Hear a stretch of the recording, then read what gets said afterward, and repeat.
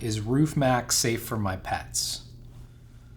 It is, yeah. So we are, it's a natural product. It's plant-based.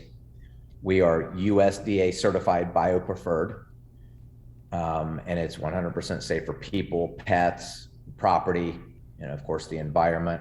We had a dealer one time, they called us, their trailer blew a tire and it rolled, and an entire 270-gallon tote, that's what this is shipped to the dealers in.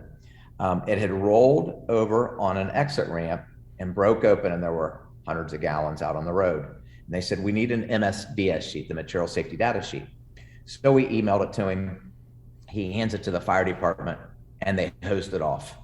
Instead of bringing in the EPA, digging up, a foot or two of topsoil and doing all of the treatments, they looked at the product and they just hosed it off into the grass. So very, very environmentally friendly, and we made it that way, right? We wanted a product that was environmentally friendly. We can't say we made it that way, of course. I just said Nature it was made made it by that somebody way. else. So I'm sorry, nature made it that way. Yeah, it's plant-based, so that makes it safe. Sure. Fantastic.